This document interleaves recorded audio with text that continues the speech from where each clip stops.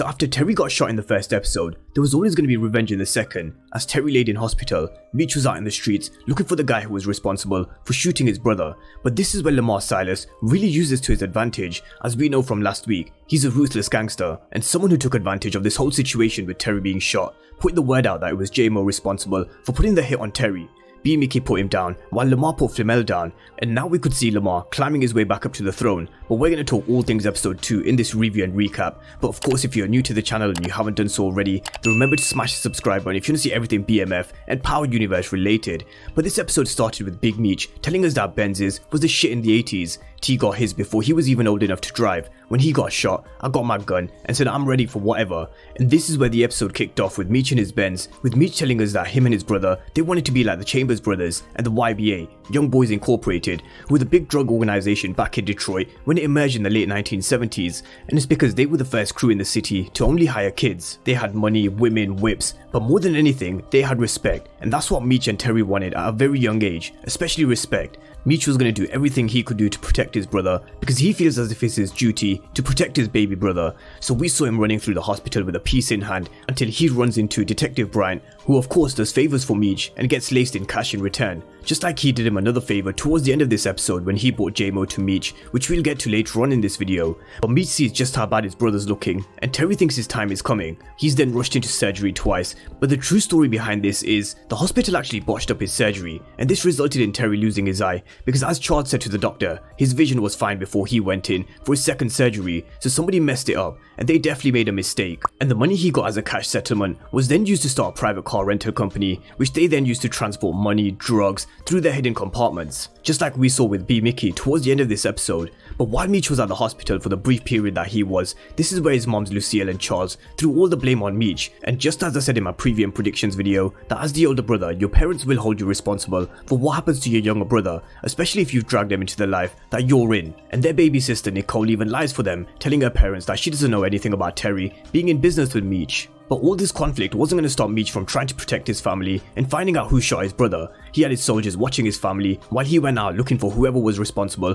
for shooting T. And the first person that he stepped to was Kwame, but he quickly realized that Kwame wasn't the one behind the hit. And we don't actually know who was behind the hit just yet, but Lamar Silus was back in town and he wanted to take back what he believed to be his. And we actually learned that he has a history with Slick from J-Mo's crew from back in the day when they used to call him PM. But Lamar's crew fell apart back in the day when he went inside. Slick tried to hold it down as best he could, but he had no product and he had to work for the person who did. And this is where the 12th Street Boys came in. But Lamar Silus's play here definitely wasn't to work on no corners. He wanted to be back on top of the game, on his throne, and this is why he planted the information that he had J-Mo put the hit out on Terry, because in the hood, rumors passed around fast, as the older Meech's narration told us, and this information didn't take too long to reach his way to Meech. And to Meech it did make sense, because as we saw in the last episode, Terry did pull a strap on them, but BMF tells Meech that he needs to find a better way to communicate with J-Mo. But he shuts BMF down, not for the first time in this episode, and he tells him just to move the stash. And as I said before, I really wouldn't be surprised if we saw a falling out with BMF, because him being third in command, sooner or later he's going to be done with taking orders from Meech and Terry, especially being shut down a number of times in this episode. Just like how the two brothers want to be kings of their own shit and come out from working under Pat, there are some others who are happy working on the corners. Then you get the others who are more ambitious, just like BMF. But after Meech found out apparently J-Mo put out the hit on his brother, even though BMF told him that they should communicate things a little different with him, he was trying to find a way to sort this out without starting a war, and something that wouldn't result in bodies piling up, because if they were to seek revenge, it's just going to be a constant back and forth between the two crews, and that's not good for anyone. It's going to end up with bodies dropping, people being locked up, and it's just going to be bad for business altogether. And this is why he stepped up to Filmel, which was a very smart move because he was trying to take out the 12th Street Boys from inside. He wanted them to work together because he said he's all about business and money, and he was giving an opportunity to make even more money than he was making, and all he had to do was help him take out the one person who was holding them both back so he could become top dog. But this was Filmel. He was loyal to J-Mo because they went to school together and they've been boys since they were kids. But this starts to raise questions within the 50 boys when they start to question BMF why Meech hasn't popped J-Mo. and they were saying if he ain't gonna ride for his own brother, then what makes them think that he's gonna back them up? And this makes BMF tell Meech that they need to dead J-Mo. But the thing is, nobody is even sure that he was responsible for putting the hit out on Terry. They're just acting on the word on the street, which Lamar cleverly put out. But because the word on the street was people think that J-Mo was responsible, he had to respond. But as I said before, Meech wanted to find a way which wouldn't result in bodies piling up and people getting locked up. And this was the second time in the episode where Meech told BMF to do what he fucking said. Now BMF is third in command for a reason. He told him earlier on in this episode never to hire goons, and because they did, they lost the rec center because the 12th Street boys bought them off and moved the 50 boys off their posts, and they needed to make a move. And as I said before, there will come a time where he wouldn't listen to Meech. So let's talk about J-Mo being dropped and Detective Brian coming in with yet another favor for Meech, bringing J-Mo to him. But just before he handed J-Mo over to him, he told him just ruffle his feathers, nothing else. And as we learn from Detective Brian's character description, the question is, how long can a person protecting and serving his community continue to play both sides of the fence? So the fact that J-Mo got popped in this situation after Detective Brian specifically told Meech not to is going to be another issue for Meech. But Meech tells J-Mo that this doesn't have anything to do with the move that he made on the rec center. It was about Terry. But as Pat told him in the last episode, that if anybody tries to step on your toes, you gotta back them the hell up, and Meech was doing just that.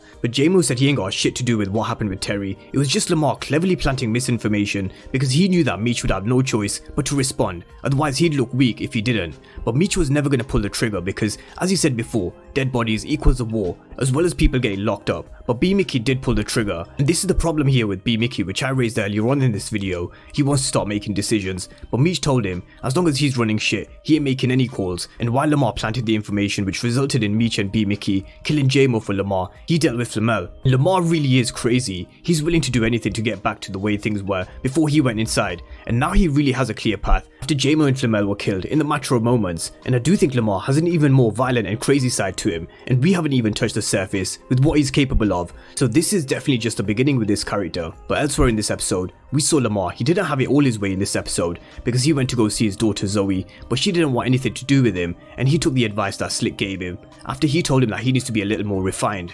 There was Nicole, who's Meech's younger sister, who feels like the attention is always on the two brothers, and her mum and dad couldn't even remember her field trip. He gives her some cash, and he tells her not to tell mum or dad, but I'm sure this sooner or later will be found just like the gun was, and it'll cause yet another disagreement, especially between Charles and Meech. We saw Lucille telling Meech to stop dealing drugs because it's just going to end up with him either being dead or in jail, and a mother's love can only go so far. But when you're in, and that's his choice that he made.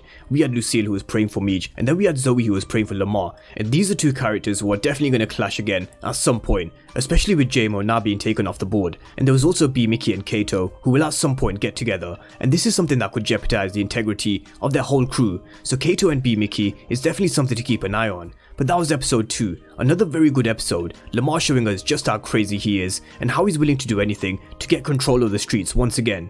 There's going to be some issues with BMF, and this has already been foreshadowed, and not just with Meech, but when he gets with Kato, which no doubt will happen at some point. But with the rec center being taken by the 12th Street boys, Meech and Terry are going to have to come up with a new idea to move their product, and that's what we're going to see next week. But let me know what you guys thought of episode 2 down below in the comment section. Let me know what you guys think about Lamar's character, because he really is crazy. So drop all your thoughts down on Lamar's character down below in the comment section. But of course, if you're new to the channel and you haven't done so already, then remember to smash the subscribe button if you want to see everything BMF and Power Universe related. But as always, thank you guys for watching, and I'll see you next time.